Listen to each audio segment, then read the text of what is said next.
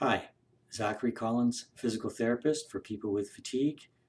Welcome to Wisdom for Chronic Fatigue. Today's topic is all about um, social pressures and time commitments for people with fatigue. Huge topic. I'm just going to hit a few of the high points here. First of all, when you are fatigued, there are a lot of things that you want to do and a lot of things that people want you to do. And invariably, these things involve committing to them. I'm talking about, weddings, parties, um, first day of classes, celebrations of types, get-togethers, anniversaries, all sorts of things that involve you um, agreeing to. And I've been there. And what I have to say is that it's very important that you don't do anything in the future, or you don't commit to anything in the future that you can't comfortably do today. In other words, it's insufficient to think to yourself, well, I don't feel quite up to it now, but the the party isn't for 6 weeks away. So you know what? I should feel better by then. And what I'm suggesting here is that's a that's not an argument that's going to work for you. In chronic fatigue syndromes, sometimes whole seasons go by with no improvement in your condition. You can't count on your healing schedule to be incremental and steady. So, again, the rule is try not to commit to anything that you can't comfortably do today. So, that includes things like vacation.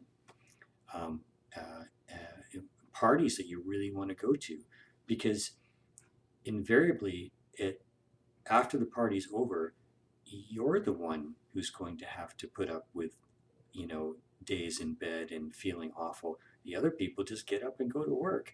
So if you are committing to things, and you know that you're going to suffer because of these things, this isn't to guilt you, but it is to suggest to you that you need to put yourself first and prioritize your social events such that you keep yourself safe and healthy.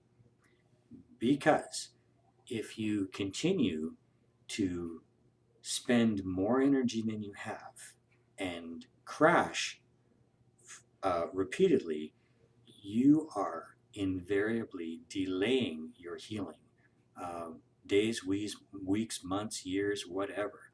So it's pretty clear in the fatigue community that you cannot expect to heal if you keep crashing.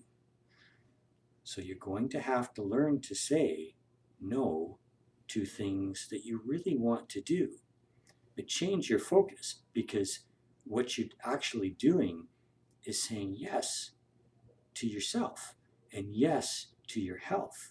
And you're finally putting yourself first, saying, yeah, I know I really want to go to that event. But you know what?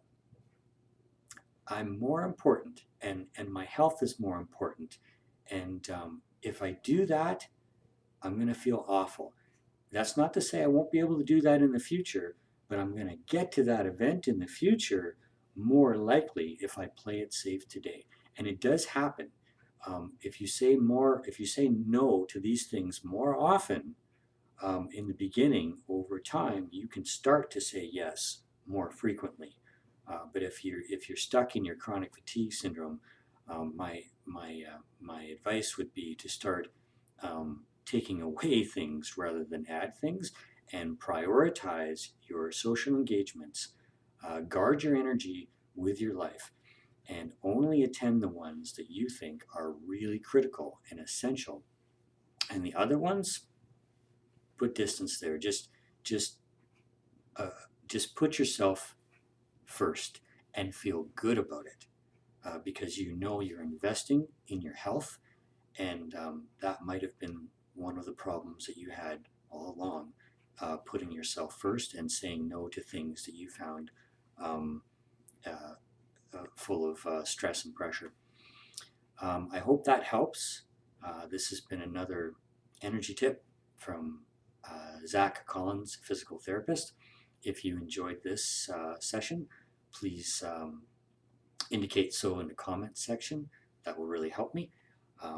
So I'm wishing you good energy, and thanks for coming by.